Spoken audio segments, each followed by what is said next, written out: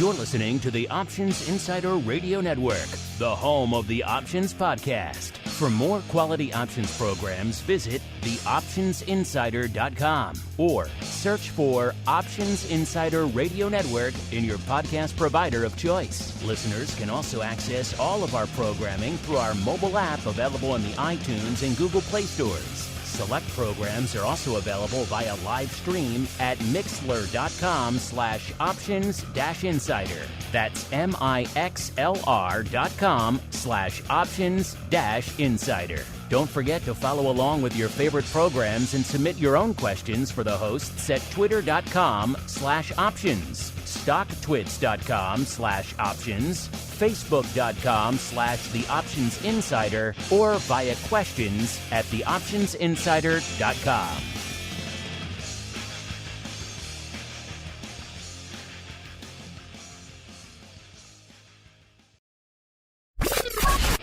And now, it's time for the show that breaks down the options market from unusual activity alerts to market analysis, strategy overviews, listener questions, and much more. If it involves puts and calls, then our all-star panel will break it down. It's time to hit the Option Block with your host, Mark Longo from the Options Insider Media Group, and co-hosts Uncle Mike TOSAW from St. Charles Wealth Management, Mark the Greasy Meatball Sebastian from OptionPit.com, Andrew the Rock Lobster Joe Benazzi from OptionPit.com, and Henry the Flowmaster Schwartz from SEBO.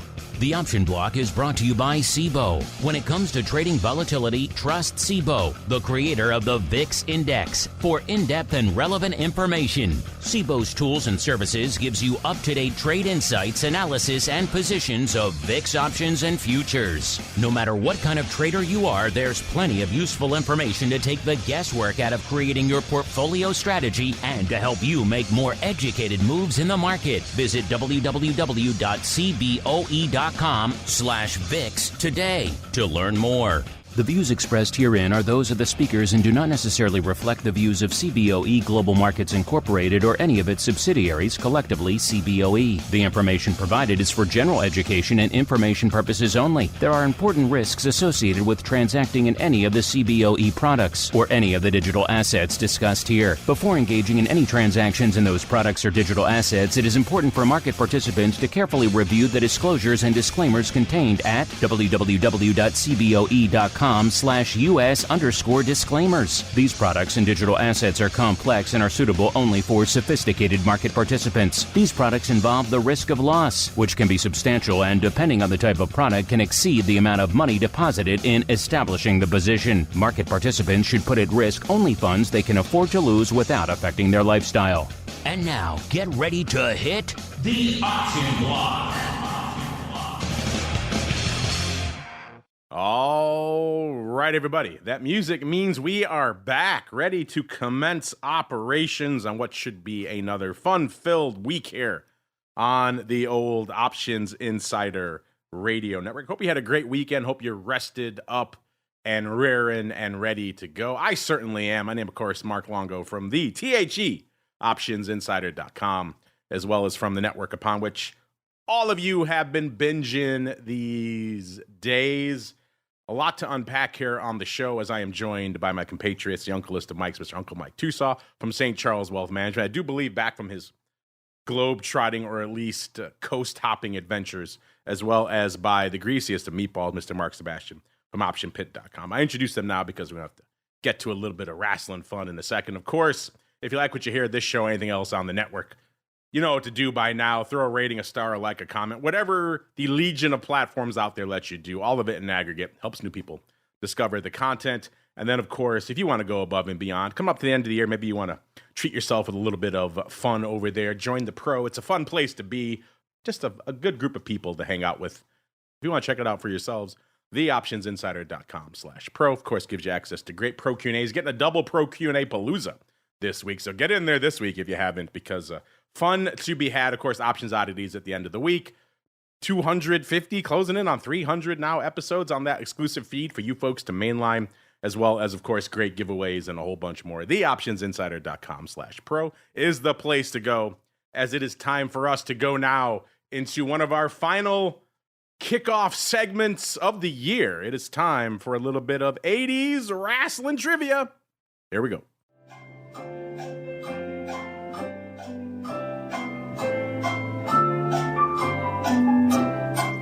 All right, everybody, welcome to a little bit of 80s wrestling, where we attempt to stump these two with some fun trivia geared around everyone's favorite topic, 80s professional wrestling. And today's person is one we have done before, but it has been a little while. He's very much back in the headlines again with what he's doing at one of the other promotions outside of WWE. And in fact, that's appropriate for him, because when I think of this wrestler, I think of him as, he was in the WWF in the 80s for a little bit, but I think of him more as an outside guy. In fact, there are a lot of people out there, when you name the biggest wrestlers of all time, the most over, the most popular, most people go to Hulk Hogan in the 80s, and it's hard to dispute that. It really was the biggest thing ever in the history of wrestling. Even people like Andrew know who Hulk Hogan is. But for a certain element of the audience, certainly people who didn't watch as much WWE, maybe they watched, Sebastian already buzzing it, they watched outside stuff, or maybe they came to it a little bit later. This person is one who they think of as perhaps the biggest, not literally, but the biggest, most popular wrestler of all time, or maybe the most important. Call it what you will out there. He's certainly in the argument for some folks up there with Hogan. I say he's back again right now because he's hawking an energy drink. All right, Mark was there. I had some fun things to say, but I will not say anymore. Uncle Mike is getting mad because Mark already buzzed. He thinks I'm giving him an advantage. The guy's losing by a bazillion points, Mr. Uncle Mike. You could at least let me finish my thought. But I will. We don't pity the poor here. All right, Mr. Meatball, sir, have at it. Who am I talking Flair. about?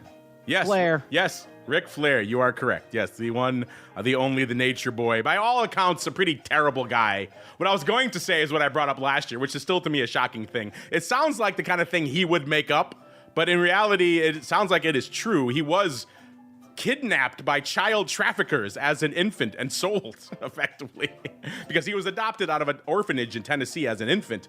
And it turns out a few years later, that orphanage was shut down because the owner, the operator, was going out and effectively kidnapping, stealing, or buying children, and then bringing them to his orphanage and then whatever, selling them to adoptive parents, whatever he was doing. So there's a good chance Ric Flair as an infant was kidnapped by child traffickers and sold to his adoptive parents, which is just horrific, but that's where he's back in the headlines now because he's out there hawking an energy drink. I was going to mention, if you couldn't get it, I was going to mention the name of the energy drink, which is Woo Energy. That would, of course, given you the headline as well. So he's back in the headlines. Also, very controversial yet again, as always, as this guy tends to be. But there you go, the nature boy Ric Flair, as we keep on rolling right on into the trading block. It's time to break down the latest topics, trades, and trends in the world of options. It's time for the trading block. All right, everybody, welcome to the trading block, the portion of the show we break down what the heck is trading. Looks like in our audience, our live chat, Nichols was early in the live chat, and he got it right away. Ric Flair, he knew. So yeah, people maybe saying maybe that's why he's such a jerk. Maybe. I don't know. Watch the Dark Side of the Ring about that guy sometime if you're intrigued by why he is probably so unpopular with a lot of people as well. Just a pretty toxic and awful guy, which a lot of these people seem to be at the end of the day, but he certainly is up there. As we keep on rolling out there into what's going on in the markets, toxic and awful today? Well, not really. Kind of depends where, I guess, you hang your hat out there. It's another day where the markets are kind of struggling to find their way. Are they up? Are they down? Are they green? Are they red?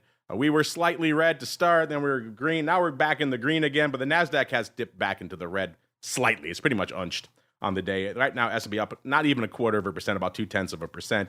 And the Dow up about almost a little over a quarter, about 1/3%. Of course, we are back over that mythical 4,600 level. Will it hold? Of course, Fed coming up this week, so no level is safe at this point. Can we retest 4,000? Can we break through 5,000 on the upside? Who knows? Fed weeks, as we all learned last time, all bets are off when Powell and company start talking. But right now, we are mostly green out there. I guess you know what? We'll make it the tiebreaker. We'll go out to our old friend IWM.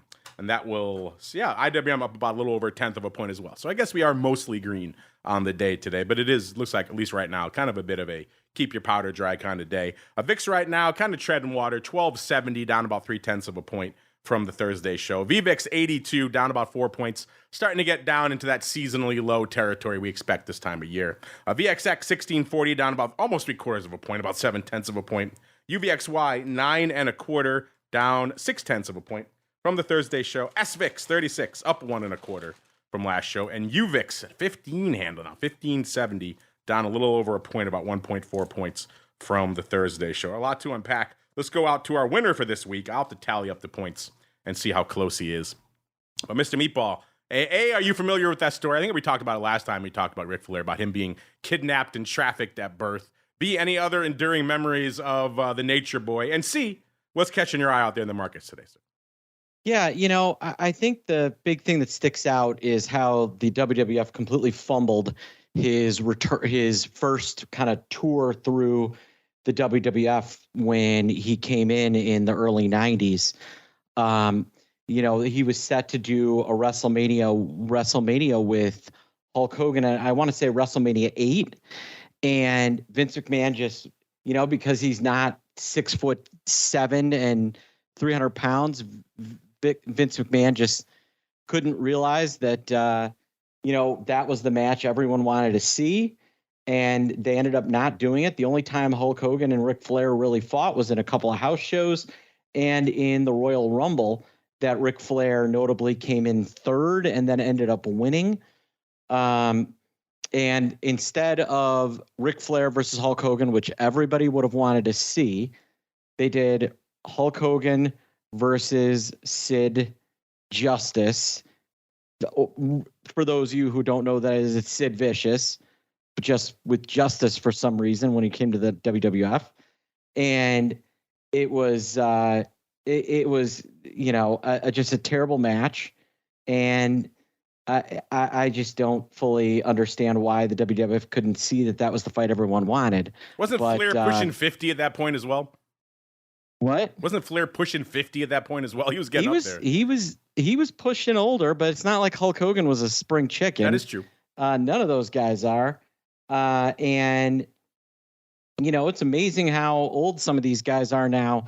Chris Jericho is in his 50s, just to put things in perspective. And still actively wrestling. How crazy is that? And still actively wrestling. That would be the big thing I would say. Now, Mark, what I would say for the markets today is that it is a rotation day. So yeah, the S&P is barely up. It's about 0.2%. But then look at the equal weighted index, RSP. It's up 0.8%. The reason why it's not up more is that MGK, those mega caps, are all getting hammered. Apple's down 1.6%, Amazon down 1.1%, Nvidia down 2.25%, Meta down 2.5%, Microsoft 1.3%, Tesla 1.8%. So what we have today is a mega cap, a Mag 7 sell and a buy everything else kind of day. Little not as much action in the Russell 2000, although that's been hot. But that's kind of the trend today, is that we're seeing a lot of the outside of the top 7 names having a really strong day, while the rest of the market kind of sits back and does nothing. We're not going to do nothing on the show, that's for sure, even though that is a double negative, listeners. We got some fun content coming from you, or for you, I should say, including the return to St. Charles of one Uncle Mike TOSAW. Mr. Uncle Mike, A, how was your trip to San Diego? Did you get to have some delicious Dole Whip on the boardwalk there? One of my favorite things to do out there. B, what enduring memories are there, if you have any, from your buddy, the Nature Boy? B, I did just look. The most recent point total I have for you, Sebastian, goes back to early October. And at the time, you were winning by 6.5 points. It was 14.5 to 8. Sebastian has closed that a little bit. I will get a more updated point total for the show next week. So it's probably within 4 points, maybe. But still, he has an uphill climb. But B, if you have any enduring thoughts of the Nature Boy, have at it. And then C, what's catching your eye in an Uncle Mike type of day, sir? What's that? So, hold on. We have a point dispute here. What was that, Mark? I said, shouldn't I get some bonus points because I chimed in so early? Bonus points. No, there's no bonus points, at least for right now. Unless Uncle Mike agrees to bonus points to make it a more compelling game. It's up to him. He's in the lead right now. I think we should give Andrew some bonus points, but that's it. I should get Andrew's points. Andrew has and then I'll be winning. Andrew has 3 bonus points already, and most of those are bonus because he could name Hulk Hogan or Macho Man. Fair enough. Oh, well, I mean, in terms of so I had a great trip out west, got to see some clients. I literally can say I went from Phoenix, Arizona, all the way to Tacoma last week. So honoring the Steve Miller Band song of Rockin' Me, Baby. And so, yeah, it was a good trip. It was very much, I'm either driving to see a client or talking to a client, but it was long overdue, needed to do it. And so glad I did it. And so for the next couple of years, just want to be able to get to see all my clients as best as I can. But the Option Block podcast keeps sending me so many of them. It's hard to do it all at once. But anyway, my enduring memories of the Nature Boy. Totally agree with Mark Sebastian on that. Biggest travesty in the history of wrestling that Hulk Hogan and Ric Flair did not fight. That was back when they were in their primes, or it was later in their primes, but they were still in their primes when Flair came over to the WWF, and it's just really sad that they weren't able to do that or make that happen, unfortunately. Some of my other memories of him, I mean, he's the kiss stealing, wheeling and dealing, limousine riding, jet flying son of a gun, like that.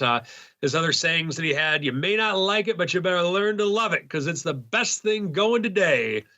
And of course, you got the woos in there as well. But there's never been a better talker in the history of the sport of wrestling, no doubt about that. No one can do interviews quite like Ric Flair. And, when they did the 30 for 30 documentary on him a couple of years ago, it really bummed me out because it just talked about the whole time about like what a degenerate of a human he was, which it's not denying that in a lot of areas. But what I wanted to see is that I wanted to see interviews like, yeah, at Starrcade, I wanted to do this and that, but it wasn't about the wrestling at all. It was just about his lifestyle. And I'm about the wrestling, man. That's what I want to see. I don't care if he's out smoking dope with Mike Tyson and pitching the Ric Flair drip and the Mike Tyson drip or whatever. But as a wrestler, Ric Flair was the man. No denying that whatsoever. He is done more. Hulk Hogan even says he's the best ever. And so those are my memories of Flair. But anyway, in terms of this market, not getting a lot of movement. I think that we are getting the rotation as Market alluded to, but what I'm going to be curious to see is how the market reacts when, not to steal a page from Around the Block, but how the market reacts to the things with which we have coming out this week. In that we have CPI, we have a Fed meeting. So I don't, from what it seems, I think that it's going to be in line with the market's expectations overall. So I don't know if it's going to necessarily be, I do think it's probably going to be a resounding meh, as Mark Longo would put it. But there is that chance that it could be something beyond a meh, so to speak. And so, I kind of think in a lot of cases, markets are keeping their powder dry from that standpoint for people that trade and look at the market as a whole. Now, in terms of some individual names, it is a rotation from the standpoint. I'm just looking at it on my board here of some stocks that we're in for the triple income or stocks that we follow. One example, Microsoft, it's down almost $5 on the day, so over 1%. However, JP Morgan, that's up 44 cents on the day. A couple other examples, of course, Google is down over $2 on the day, 1.6%. And then, we're also getting just other areas of the market to where it's not a lot of movement. So we're getting somewhat of a sell-off in technology, but things are rotating, things are doing different things, and overall it adds up to a big wall of nothing if you're an index investor today. So that's what I'm seeing right now in stocks. In the bond world, we are getting a little bit of some sales going in the 10-year as well as in corporates. We had a relatively flat week, not flat per se. There's a lot of action, but we didn't really have a lot of movement from start to finish last week in the bond world. And so on this, we're starting to be get some sellers in the bond market at this stage. And it's going to be interesting to see how they react to the Fed, even if the Fed does pause like I think they're going to do. So that's what I'm seeing right now. And woo! That's all. Uncle Mike calling for a pause. That means a half-point hike coming this week. Strap in, listeners. Done. Can you imagine? Can you imagine such a thing? What a week it would be in the markets, listeners. Let's just put it that way. Let's see what kind of day we're having in the markets right now. And given everything I said at the top of the show, you might be forgiven for expecting a kind of day. Is it that? I guess my answer is kind of revealing. Kind of, but also kind of not, which is interesting. Let's start in VIX land, where we are wont to do. And VIX may surprise you right now. VIX kind of roaring back to life here, at least from a volume perspective right now. Looking pretty action-packed. 517,000 contracts on the tape right now, listeners. That's against an ADV of just 640. So at this pace, it's going to hit it before the end of the show. So VIX lighting it up out there today. Let's go see what is driving all this action. Looks like about 78,000 of the D17s have gone up today. Interesting. So it looks like we're getting, these are the regular monthlies. So these are not in the weeklies like we're used to seeing. So these go out next week, next Wednesday. So looks like maybe we got a little bit of maybe a post. Let's see. Are these? I can't tell if they're opening. There is size OI on that strike. So that could be dumping. Let me just look here really quickly. It went up for 13 cents. Kind of mid-market. So they could be bailing on these potentially. Or they could be putting on a last-minute kind of upside swing against some crazy Fed action this week. Maybe what I just said about the half-point cut. Maybe they have a little bit of inside track. Either way, 78,000 of the D17s. Listeners, 78,000 D17s going out next week for 13 cents. Are you a buyer or are you a seller at that level? Interesting. Someone's putting up nearly 100,000 of them today. So that's what's leading the dance out there in VIX land. Followed by number 2, 44,000 of the D's 12 half puts. Looks like paper buying those for prices around a quarter. So buying downside puts going out next week and buying upside calls also going out next week. So strangle, you can buy that strangle for 38 cents right now, listeners. I don't know. Interesting. I've heard crazier things. SPY, though. SPY looking like you would expect. A sluggish, kind of slow day. 3.81 million only. So that's well below what we've seen for SPY this time of the show. In fact, let's just re-rack SPY right now. Maybe he had a nice little last-minute pop out here. We're almost at 4 million now. 3.97. That's a little bit more respectable, but still, usually we expect on a slow day 4.3, and lately we've been seeing 4.5 million. So that's a little light from a SPY vantage point. The ADV 7.25 million out there. Same deal for the S, though. Let's re-rack it to get up to the minute. Here we go. It was 1.65. Now it's 1.72 million. So a little bit more respectable. The ADV 3.05 million. So more than halfway to its ADV out there today as well. Small caps also looking a little bit light out there today. 498,000 contracts on the tape right now. The ADV 1.45 million. That's a lot of paper for small caps to hit today. Not sure if they're going to get there, but again, the day is young. Anything could happen out there. The Qs 2.33 million. The ADV 3.41 million. So once again, the Qs, usually this time of the show, they are well within spitting distance of their ADV, which would make you think the ADV should be higher. But clearly they maybe peter out in the second half of the session. Either way, the Q's putting up some numbers out there today. Let's see if the single names are delivering out there today. And the answer is, again, not really. Not a banger day out there. We're kicking things off at Palantir, number 10. Cost you 190,000 contracts to break into the top 10 today. So it's not exactly a banger day. It's not 155, 160 like we've seen in maybe some really quiet periods. But it's not exactly lighting the world on fire either. So again, kind of a sluggish start to the week. That gets you again to Palantir. Up about a quarter right now, trading right around 18 bucks. You guys and gals know the saga of Palantir. I won't belabor it out there. For a lot of you, it's been a cheaper swing at the AI Apple, even though there's other things going on with Palantir. They're gaining contracts, they're losing contracts, a lot of drama around that front. But good for number 10, 190. Number 9, good old softy, slotting in right around kind of its usual level. It's somewhere around the 9 to 7 range usually. And that gets us to number 9, Microsoft, 231,000. So a decent jump between 10 and 9, 41,000 contracts. Softy, as the meatball alluded to, rotating out today, to put it charitably, 369 and 3/4, off about $4.50 or about 1.2%. So as he mentioned, maybe some rotation going on today, maybe some folks getting the heck out of some of these names that have been, shall we say, explosive for most of the year. Number 8, back to Alphabet. Remember last week it was Alphabet Class C that was kind of coming into the top first, which was interesting. We don't usually see them. Usually we see this one, which is the old Google, aka Alphabet Class A.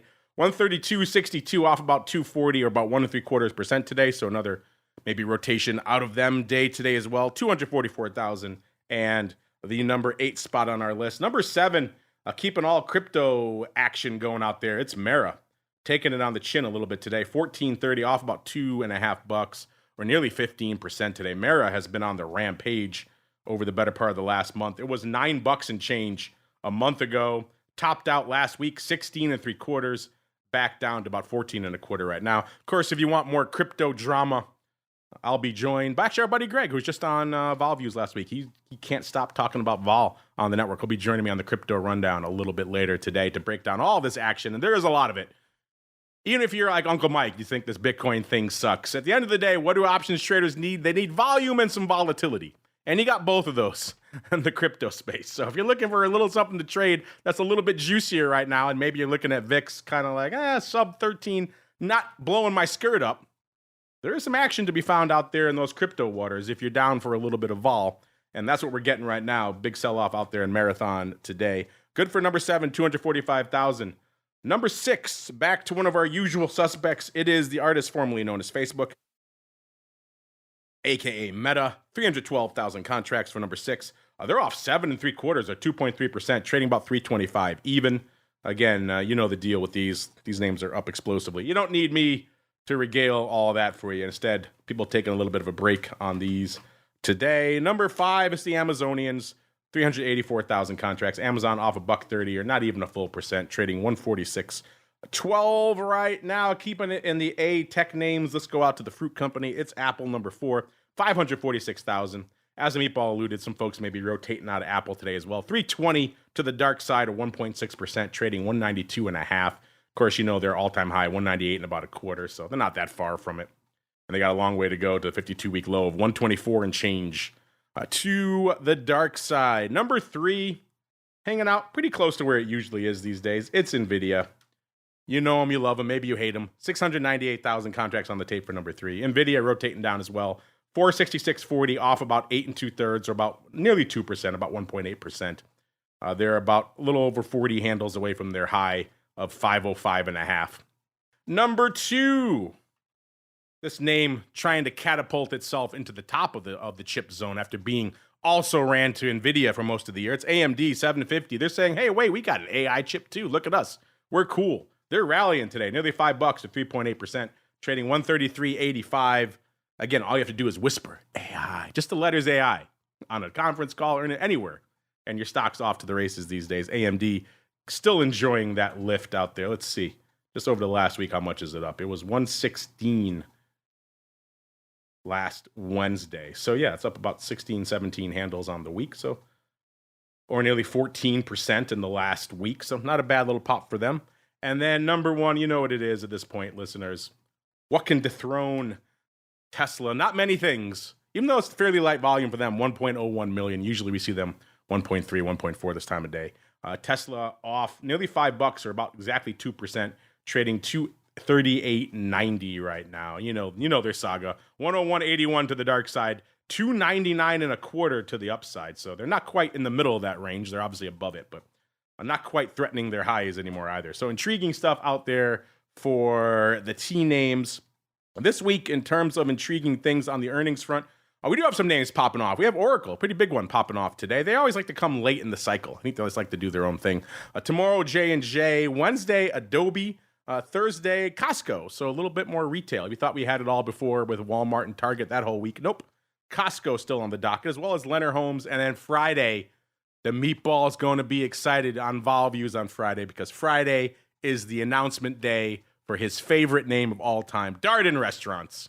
The man cannot get enough of Olive Garden and what else is in there? Red Lobster, all the fun. He loves it all. He can't stop eating it. Cheddar biscuits for days at Red Lobster.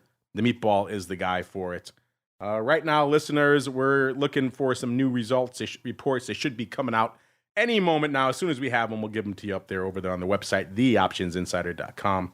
Right now, our most recent update from the end of last week has their season looking fairly robust. 120% is where we're clocking out at right now, which, as you can surmise, is 20% above our average of 100% right now. So, yeah, it's been a banger cycle. We've been saying all cycle. Seems like a lot of names are pricing in a lot of juice and then hitting it. And that has been the case. 120% is where we're hanging out right now, listeners. So that is a banger cycle by just about any measure. Let's see if we have a banger day on the odd front. It is time for the odd block. It's time to break down the most interesting, unusual, and downright questionable options activity that's been identified by theoptionsinsider.com. It's time for the odd block.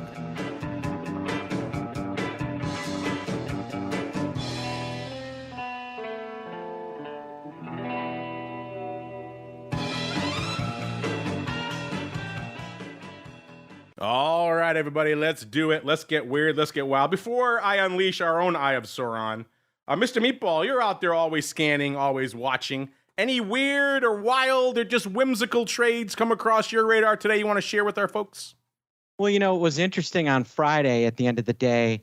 I don't know if you saw these JWN calls go up, but Friday afternoon, shockingly, somebody jumped in and bought about 30,000 JWN December 17 calls, started paying 17 cents, paid up to a quarter. They're currently 72 cents on the back of that Macy's price action. I thought that was interesting. They have shut that trade down for a massive win. Go them. It just goes, this is why you have to pay attention to that flow. I mean, it was clearly well-timed flow on that trade. This was late. That's why. So I was like, how did this slip between our radar between this stuff on the odd block and oddities? But it went up late, right at the end of the session. It went up 302. Yeah, it went up in the last half hour. That's not a sign of dubious paper at all. No, not at all. Not on a Friday. What?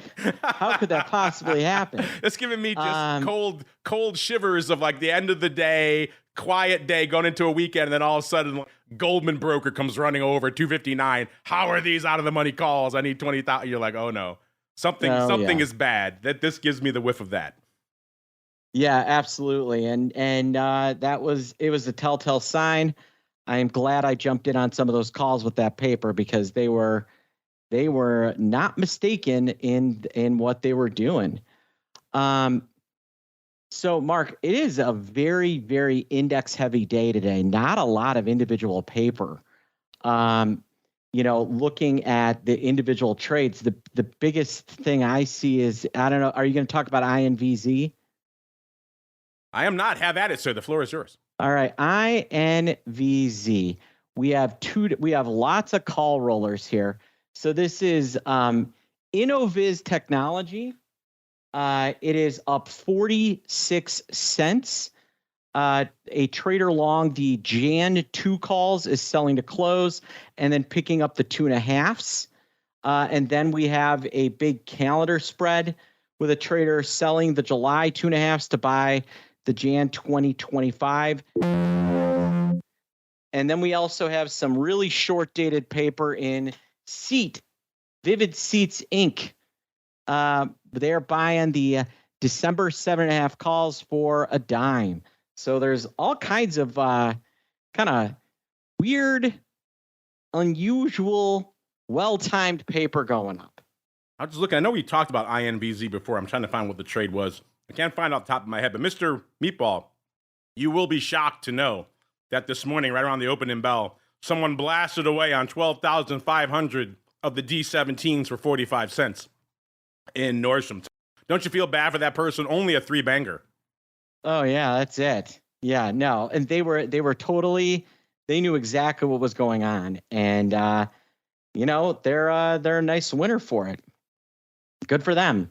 Total of about nearly 30,000 have traded today, and they scooped 25,000 for nearly 16 cents on Friday. Listen, 15.8 cents. So yeah, a nice little scoop. out there on Friday and putting excellent trade. Unlike well timed. Everybody else we talk about, it seems like these days, actually taking it off, taking the money and getting the heck out of Dodge. So there you go, listeners. When you get the move, sometimes you got to take it off. Kind of like Ric Flair used to say, to be the man, you got to beat the man. To make the money, you got to close out the trade.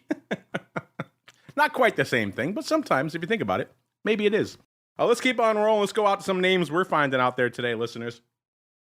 Let's see what's lighting it up. There's a lot of puts lighting it up. Let's see if we can find some upside call love. That's what you folks tend to like. Let's go out to Caesars first. Ticker symbol CZR. You know them, Caesars Entertainment. Trading $44, pretty much even today, off about 16 cents today.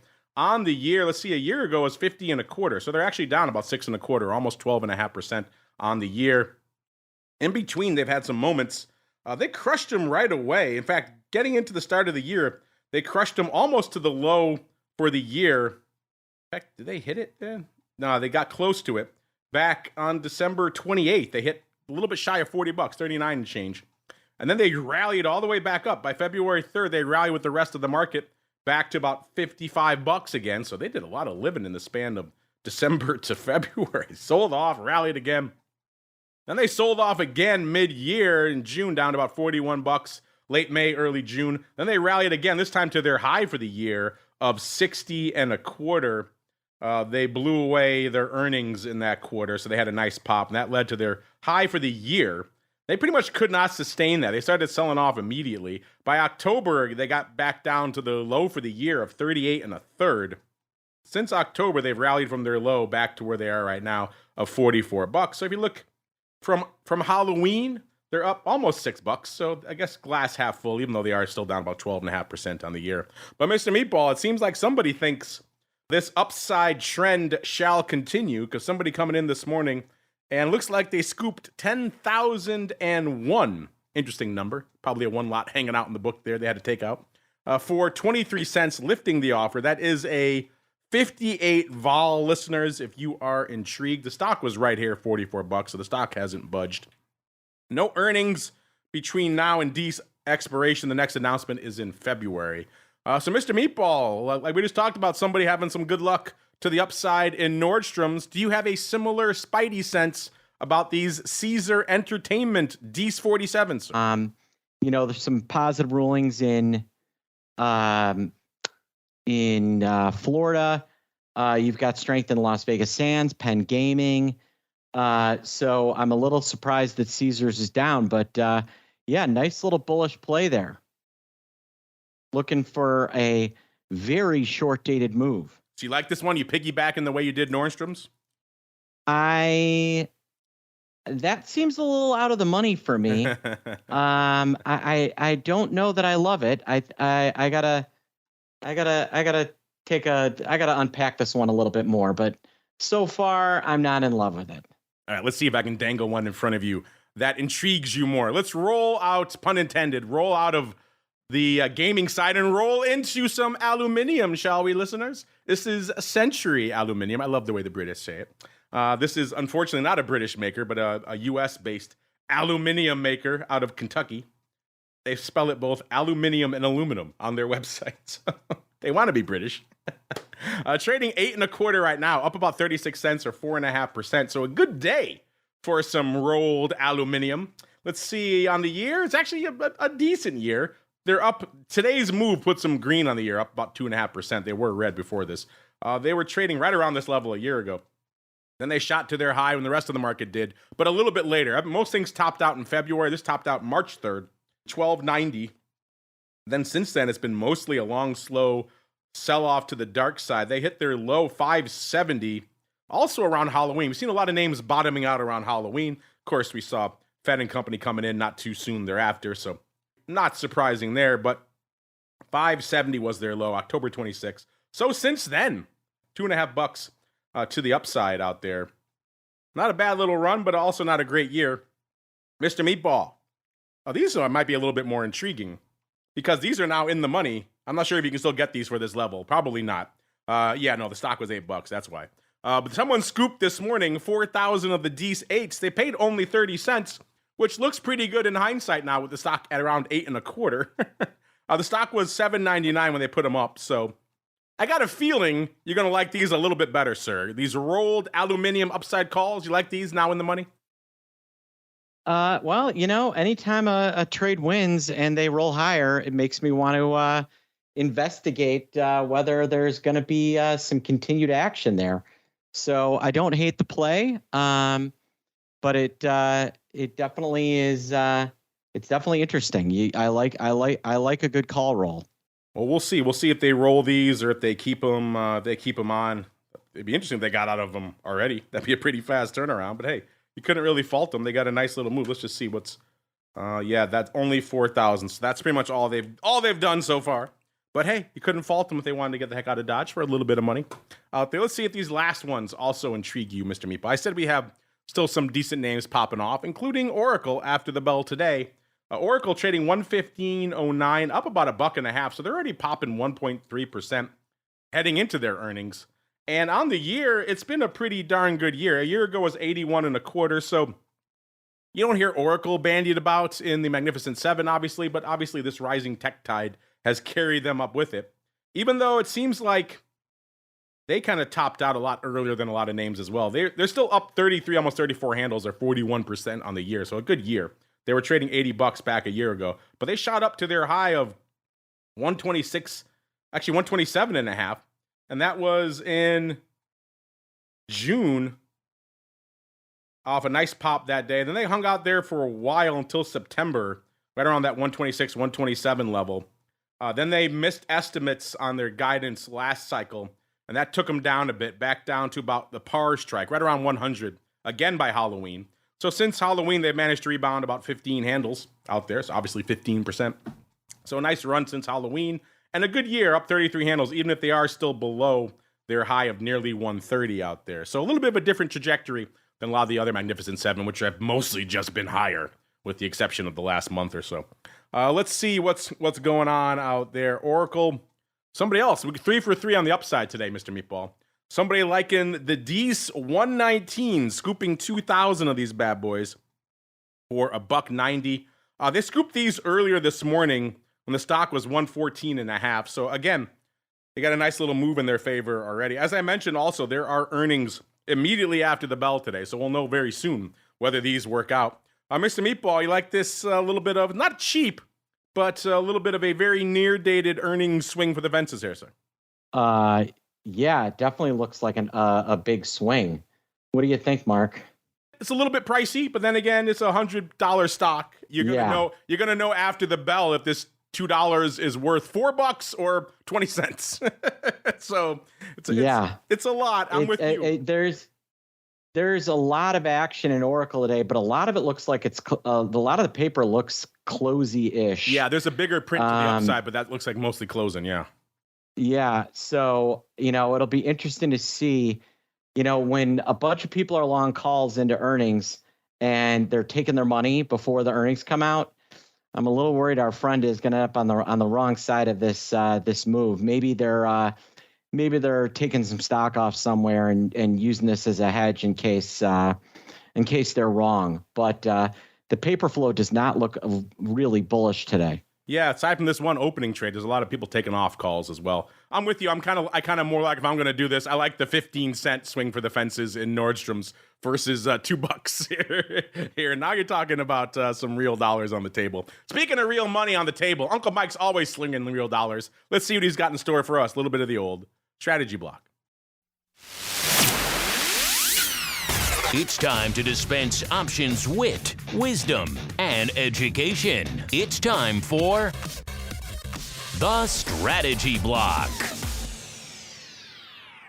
All right, everybody, welcome to the Strategy Block. And listeners, if you've been waiting for your travel guide on the quickest, most efficient route from Phoenix, Arizona, all the way to Tacoma, Uncle Mike's got you covered now. Have at it, sir. The floor is yours. No doubt about that. Yeah, I was literally sitting in a traffic jam in Tacoma, pondering my thoughts, and I was thinking, I'm going to be in Phoenix later this week, and Steve Miller would be proud of me. Now the only thing I need to do is go to Philadelphia, Atlanta, and LA. Yeah, wait, I was in LA. How many miles did you drive over the past week? Well, so I drove from Seattle to Portland, flew from Portland to LA, And then I had just like a whole slew of people in LA, and then a bunch of I had stops between LA and Phoenix. So San Diego is just one of the stops, and it wasn't efficient to like fly from LA to San Diego and then go to all these stops along the way. So I'm like, well, it just makes more sense to drive. So that's what I did. A painful drive, LA to San Diego. You know, just a horrible country. I feel for you, sir. I feel for you. It's just ugly out there. I mean, I have to say, I mean, it's the West Coast is it's just beautiful. I mean, it's almost as nice as St. Charles. What do you think? Do we need a St. Charles West? I often toy with an Options Insider West, right around that area. How about we go halvesies on it? What do you think? It's not exactly cheap real estate out there. No, we might need some investing partners for us for the La Jolla based studio for Options Insider / BitcoinReallySucks.com. Oh, there you go. For sure. So what I wanted to talk, speaking of BitcoinReallySucks.com, I really wanted to I wanted to talk about the importance of cash right now in this environment with which we're living in. Don't get me wrong, options are the greatest thing since sliced bread. I'm not trying to take anything away from that. But what are you doing with your cash account? And so what I'm looking at on here, there's a variety of ways with which you can go of the money that you're not using. Because if you're not using your cash up till we started to have interest rates again a couple of years ago, it didn't really matter. You could just let your money sit in cash, or you could maybe buy a treasury and make 0.25% on it if you need the money sooner or whatever. But that's not the way things are anymore. And I really want to help you to have an understanding of our listeners on what's really at stake here. And so I'm just looking at a client right now. And so right now there's roughly $2.9 million. And so he would have, for the time being, he has roughly $1 million in cash. And the reason is that we're looking to move a few things, and we're traders. That's what we do. Covered calls. We do this. We do that.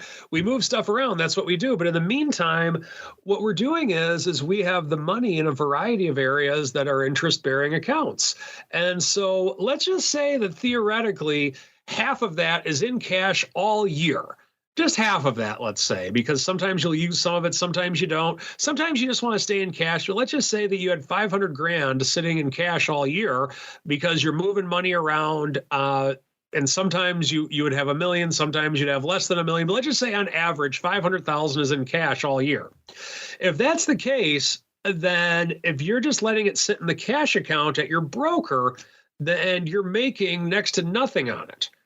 But if you're putting it into some type of a money market fund, and I'll just use BIL, I have a couple of them, but BIL is one of them, then you're missing out on 5%. And that comes out to, if you have 500 grand in cash on average every year, and once again, where I'm getting this number is that sometimes there's $1 million in cash, sometimes there's nothing in cash. But let's just say that that's what it averages out to throughout the whole year. You're missing out on 25 grand a year. And as traders, sometimes we can be guilty of being hyper-focused, thinking, oh, will this covered call expire? Will I get filled on this covered call? Is this one going to be in the money, out of the money? Or whatever the case may be, you lose track of other things. And this other thing is a major source of revenue in this market day and age. Every broker has some type of money market choice available. I would recommend researching yours. Interactive Brokers does actually pay a fairly generous amount if you're in the cash account, but just make sure you have an understanding of how it works, the rules they have behind it, and that type of thing. But the bottom line is that if you're not trading it, let the money work for you, because it actually works now for the first time in 20 years. And that is my strategy block for today. All right, listeners, let's keep on rolling. It's time to go around the block. It's time to tell you what we'll be watching on our trading screens until the next episode. It's time for Around the Block. All right, everybody, welcome to Around the Block. Before we get there, really quickly, Let's talk about our question of the week. Just went live right before showtime. Bit of a narrower focus this week. I'm not sure if this is going to resonate with everyone, but if you've been listening to Vol Views, you know this is a conversation we've been having for a couple of weeks now, which is quite simply back to everyone's favorite or perhaps least favorite inverse vol product, SVIX. They've made some changes to it recently, including incorporating VIX options, particularly VIX call options, into the mix now. It's been some debate, including from myself, whether that's a good thing or a bad thing. There are both sides to this coin, as usual. So we thought we'd put it out to you folks at the end of the day to see if you like it or don't like it. We ask you quite simply, does SVIX adding VIX options into its holdings, particularly VIX calls, make you more or less likely to trade it? More likely, you think it's safer, which a lot of people have expressed that opinion, or less likely because maybe you are, a little bit concerned about the tracking. I think I fall into both camps, quite frankly. And then, or C, I also fall into this camp. You're still a little gun shy after XIV in 2018 out there. This just went live right before showtime, so it's still early going. Let's go out to the Meatball first. I know this is the question he and I have discussed on Vol Views. Mr. Meatball, where do you fall on this position? Are you more likely to trade it because it's safer, less likely because maybe the tracking is more of an issue, or you're still gun shy after XIV? And then B, where do you think our audience has fallen? And then C, what are you keeping an eye on for the rest of the week? I am thinking they're still gun shy because of XIV, even though maybe they shouldn't. And, I think that I think that for the week, it's going to be all about the Fed. It's going to be all about all kinds of stuff, and should be interesting. The Fed and CPI on Wednesday. Oracle this week, I think, is going to be interesting. But really, Wednesday is going to be the day to be on top of things. That's going to be when things are really interesting. That will be the big day. Mr. Uncle Mike, I'm not sure if you have any skin in the inverse vol game, but if you feel like weighing in, have at it. Are you more or less likely to trade SVIX after their most recent change, even though you have been traveling coast to coast last week, so maybe you missed this one? And then B, and more importantly, what are you keeping an eye on for the rest of the week? I have no comment on that one because that's just not the world with which I live. Whatever clients ask about that, I refer them to the greasy meatball and the rock lobster because that's where they live. I understand it, but it's just not what I do. In terms of what I'm looking at the rest of the week, the Fed's the big one. CPI could also be a big one, but I think the Fed's the big one for sure. Seeing where we're at with that. Is it going to be a meh or is it going to be a roller coaster? And what are they going to say? That's kind of what I'm looking forward to. And then, of course, the natural argument between with Rick Santelli and everybody on CNBC, which is the next best thing to a Trump-Hillary Clinton debate, which the next best thing to that would be any pro wrestling interview. So that's kind of where I put those. And so that's what I'm looking forward to this week. Ah, yes, the good old days of Trump Clinton. If we could only get those back in our lives, we would all be better. That music, listeners, means we are done for this week. Listeners, right now, again, this poll just went live a few minutes before showtime. But right now, 60% of you saying you're more likely to trade it. It is safer. I have seen a lot of you writing in saying, oh, well, because of this, I don't need to do whatever I was doing to hedge it anymore. I don't need to buy VIX calls, or I don't need to buy SVIX puts because they're doing it for me. I do see a certain logic to that. 20% saying less likely, poorer tracking, and 20% of you saying you're still gun shy after XIV. Again, there's no wrong answer to this. I really kind of just want to get a sense of where you folks are hanging your hat. And if you're like, Uncle Mike, this is outside of your purview, I get it. It's not for everybody. It's kind of deep in the vol weeds, but it's a question a lot of you have been asking us, so we thought we'd turn the question back around to you as we go around the horn. Let's start with the Uncleest of Mikes. Mr. Uncle Mike, if I want a personalized Uncle Mike road trip to my door, how do I go about securing such things, sir? Oh, boy. Check me out on my website, stcharleswealth.com. Also, you can follow me on Twitter, at Mike TOSAW, TOSAW. There you go. Also, check him out. BitcoinReallySucks.com is the place to go. And Mr. Meatball, where should they go for some great option pit musings? Yeah, come to optionpit.com. I'm putting out content every single day that'll hopefully make you a better trader. Come and give us a look-see. You won't be disappointed. Give them a look-see. See if you like what you find over there, optionpit.com. That is going to do it for us on the old OB. But we're back again in a little bit to break down all this madness. Is Mara going to make it on? Is there craziness going on the vol front? Is Bitcoin breaking 40K in the other direction?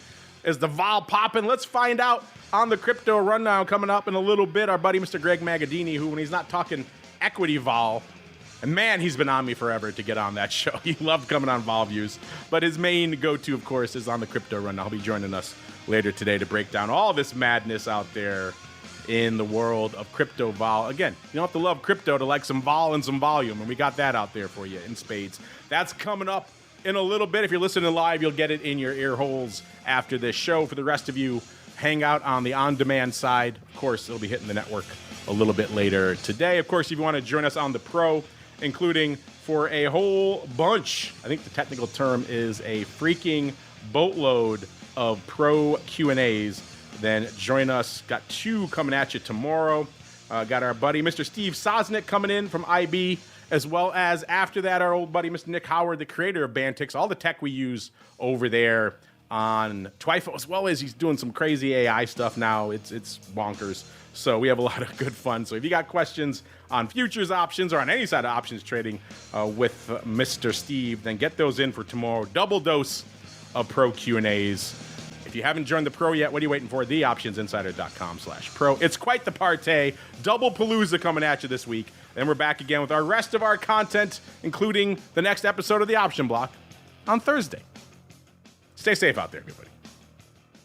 You're listening to the Options Insider Radio Network, the home of the Options Podcast. For more quality options programs, visit theoptionsinsider.com or search for Options Insider Radio Network in your podcast provider of choice. Listeners can also access all of our programming through our mobile app available in the iTunes and Google Play stores. Select programs are also available via live stream at mixlr.com/options-insider.